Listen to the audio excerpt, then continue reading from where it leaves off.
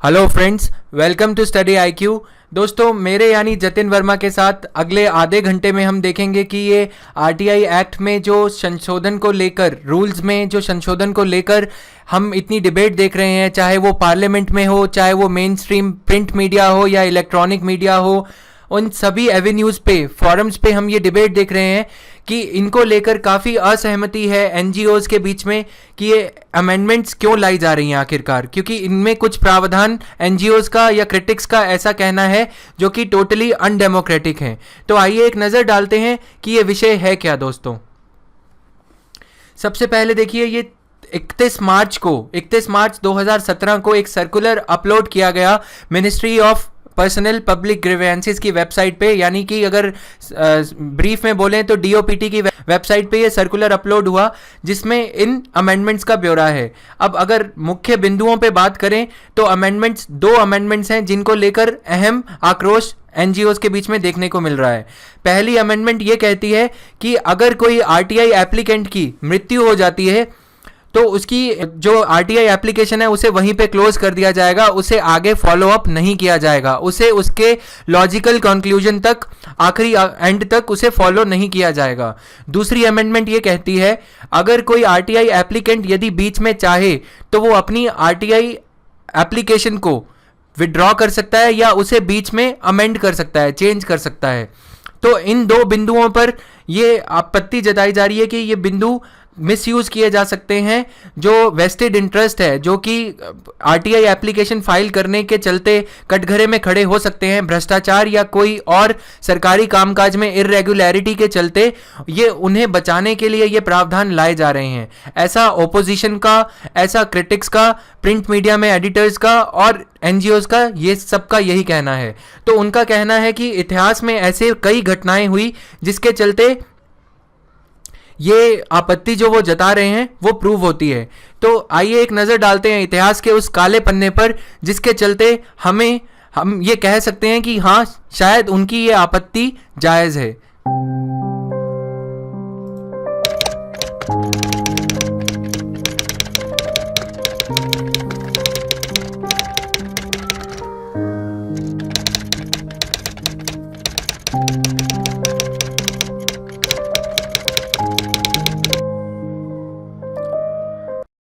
अब दोस्तों, ये तो बात थी सन 2003 की।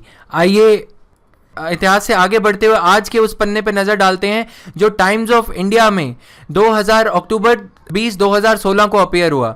इसमें यह कहना है कि death toll of those using transparency law. अब अगर आप देखें, 311 ऐसे वाकयात हैं जो नेशनल क्राइम रिकॉर्ड्स ब्यूरो की वेबसाइट पे दर्ज हैं, जो कि अन्य देश के थानों में दर्ज हुए आरटीआई एप्लीकेंट्स के। किसी केसेस में या तो उन्हें हैरेस किया गया, कुछ और केसेस में मर्डर तक हुए, उन पे, उनकी फैमिलीज पे अटैक हुए और उन्हें इंटिमिडेट किया गया। तो ऐसे हालात के चलते क्या ये जो अमेंडमेंट्स लाए जा रहे हैं, CHRI का ये कहना है कि ये अमेंडमेंट्स पुख्ता रूप से जो वेस्टेड इंटरेस्ट है, जो कि पार्टी हैं गड़बड़ या घोटाले में, उनको प्रोटेक्ट करने के लिए लाए जा रहे हैं। तो आइए देखते हैं क्या है ऐसा संशोधनों में। सबसे पहले एक नज़र डालते हैं एक आम नागरिक के वैसे कि आरटीआई है क्या। देखिए, अगर हम सुप्रीम कोर्ट की 1976 की ये जजमेंट पे एक नज़र डालें, Rajnarayan versus state of Uttar Pradesh, तो सुप्रीम कोर्ट ने इस जजमेंट में ये कहा कि लोग अपने आप को एक्सप्रेस नहीं कर पाएंगे यदि उन्हें जानने का अधिकार नहीं होगा। जैसे कि आजकल के युग में कहा जाता है, information is the oxygen of the day. ठीक है, अगर आप सूचना के बिना आप एक पल के लिए सोचें, आपकी एग्जिस्टेंस कुछ नहीं है। आज अगर इंटरनेट या इंफॉर्मेशन के जरिए आप ये वीडियो नहीं देख रहे तो आपको पता ही नहीं लगेगा कि हो क्या रहा है सरकारी कामकाज में। सरकार ने, डीओपीटी ने वेबसाइट पे वो अपलोड किया, एक वे से उन्होंने इंफॉर्मेशन शेयर करी, तभी आज हम इसे डिबेट कर रहे हैं। तो 21वीं सदी में इंफॉर्मेशन ही सब कुछ है।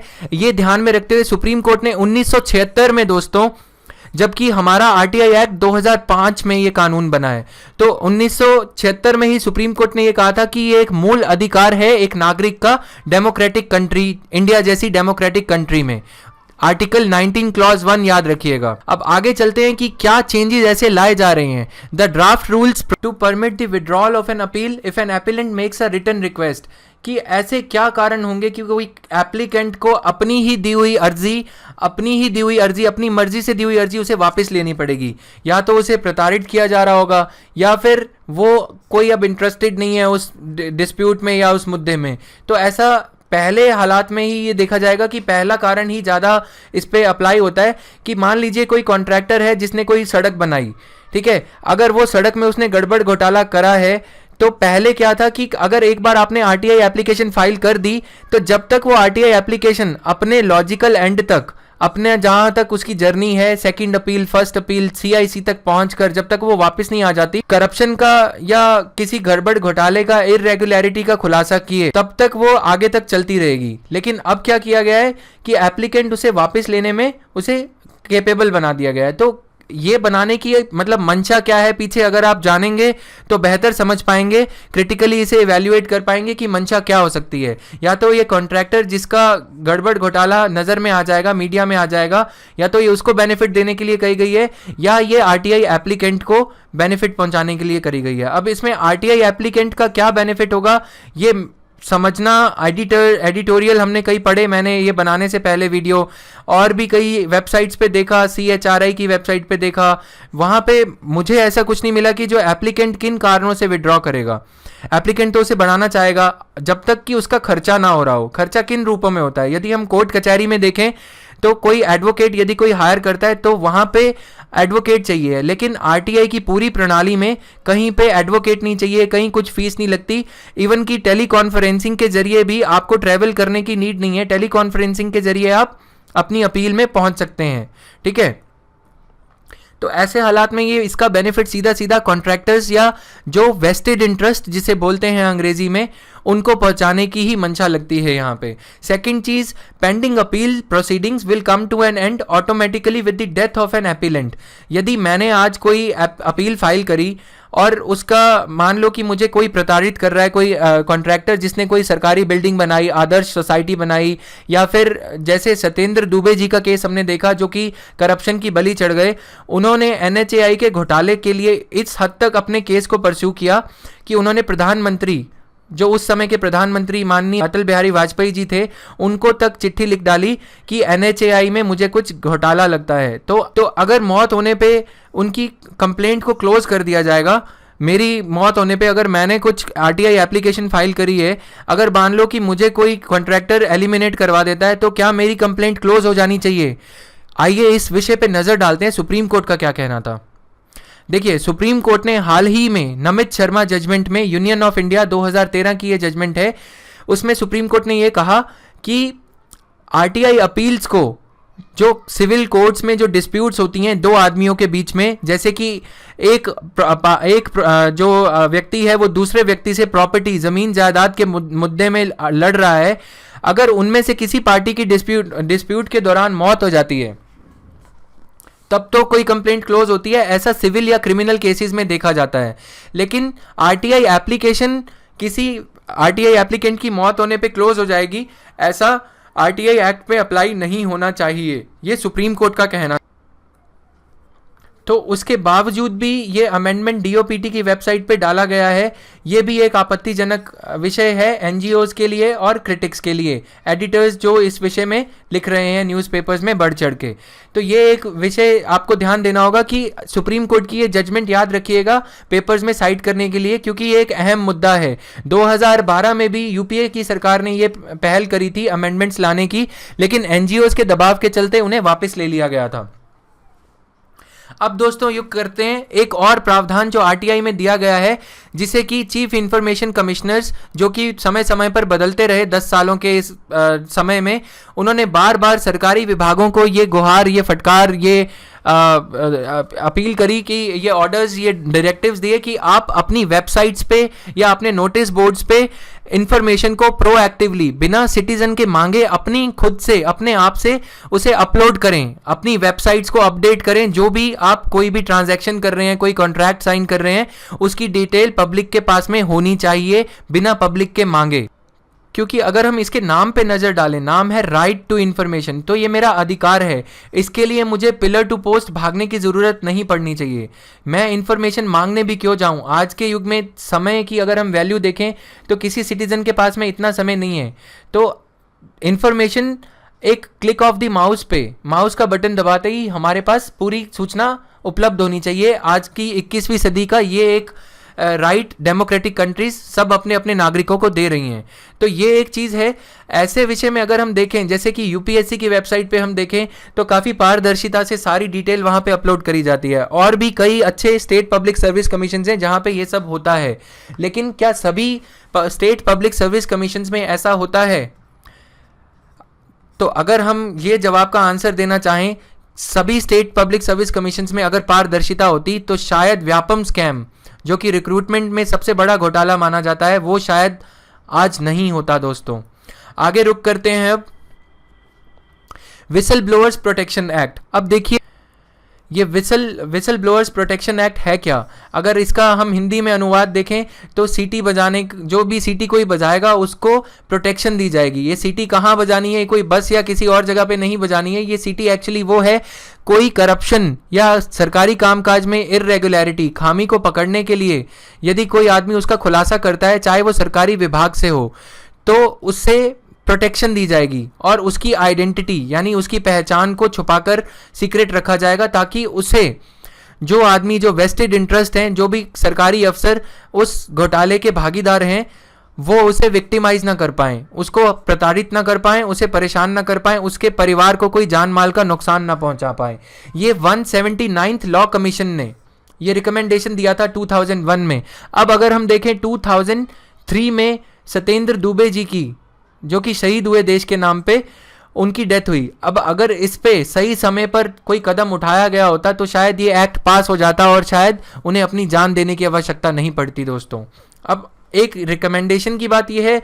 दूसरा, इन्होंने ये कहा है कि उसे अगर किसी भी कारण के चलते उनकी आइडेंटिटी डिस्क्लोज हो जाती है, जो विसल ब्लोअर हैं, जो भी आरटीआई एक्टिविस्ट हैं, या जो भी सरकारी विभाग के कोई कर्मचारी हैं जो नहीं चाहते कि गड़बड़ घोटाला आगे बढ़े, उनकी अगर इंफॉर्मेशन लीक हो जाती है तो उन्हें पुलिस प्रोटेक्शन देने तक के प्रावधान स्वीडन या स्कैंडिनेवियन कंट्रीज में देखे जाते हैं, जो कि करप्शन इंडेक्स पे सबसे आखिर में पाए जाते हैं। तो वहाँ पे बिल्कुल करप्शन नहीं होती है, ई गवर्नेंस है वहाँ पे, और पूरा तरह से उसे विसल ब्लोअर्स एक्ट के अंदर लोगों को प्रोटेक्ट किया जाता है। यूएस में भी ये लॉ देखने को मिलता है, यूके में भी ये लॉ देखने को मिलता है।